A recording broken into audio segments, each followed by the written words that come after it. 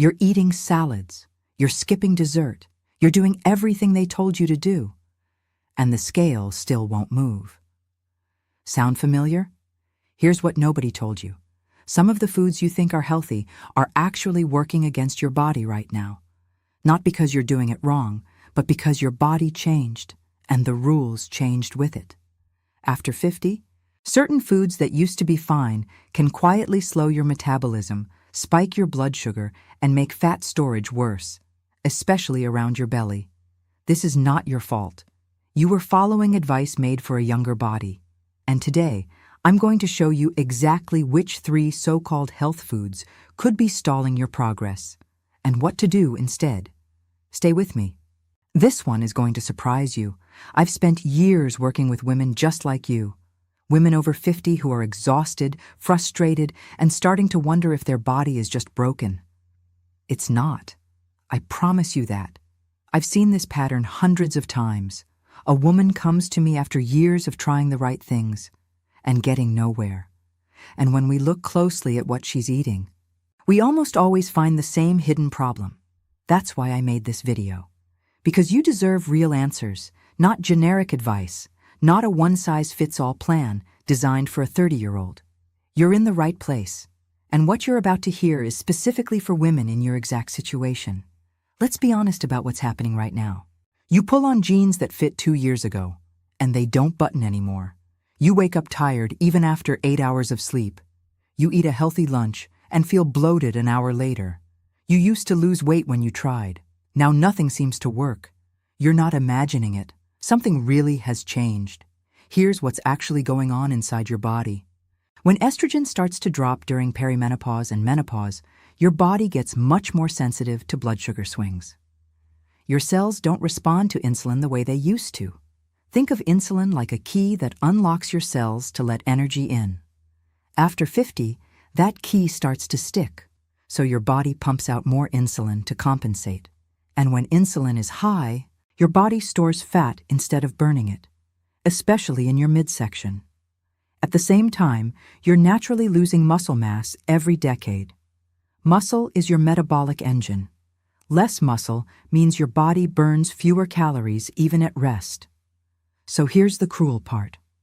A food that was perfectly fine at 38 can now trigger a blood sugar spike, a flood of insulin, and fat storage, all before lunch. And the foods most likely to do that? They're hiding on your healthy eating list, because in just a moment, I'm going to name them one by one.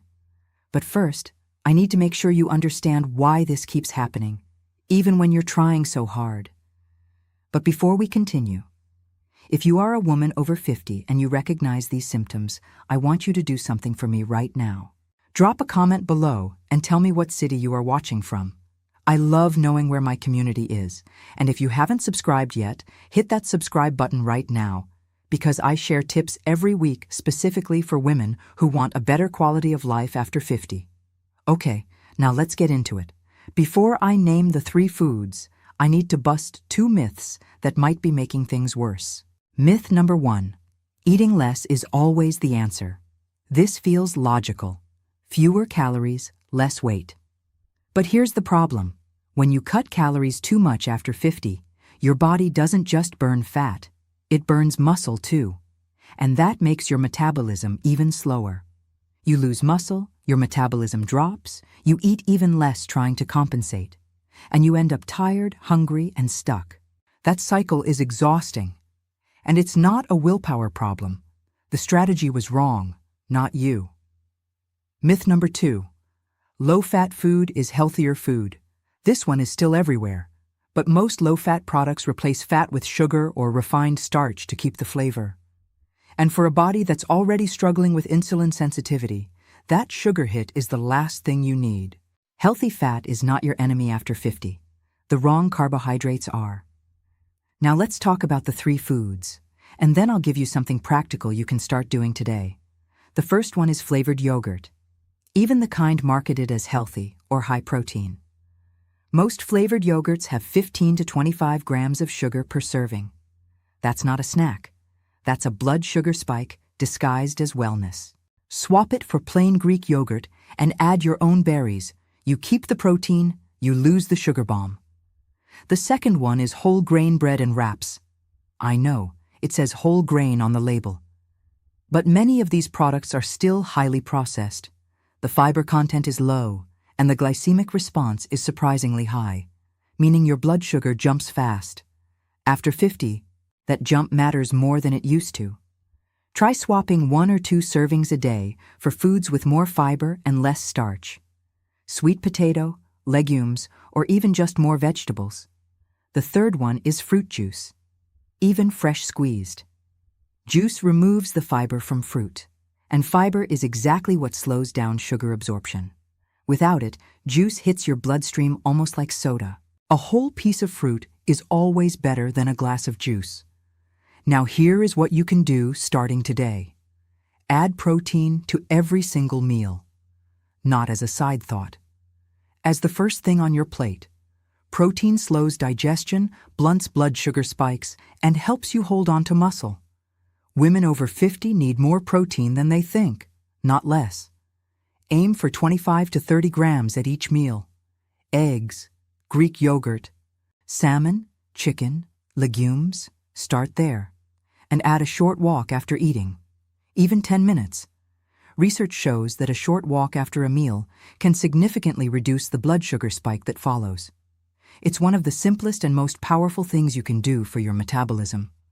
One woman I worked with, age 61, had tried every diet she could find and felt completely defeated. We made just a few swaps like these.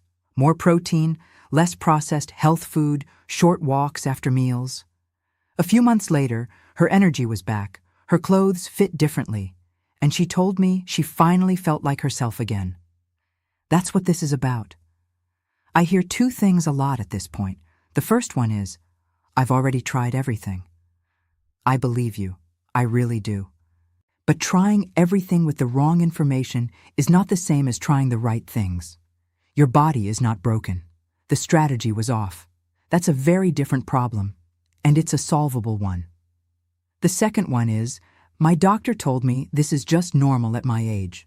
Weight gain and exhaustion are common after 50, but common does not mean inevitable. It does not mean you have to accept it.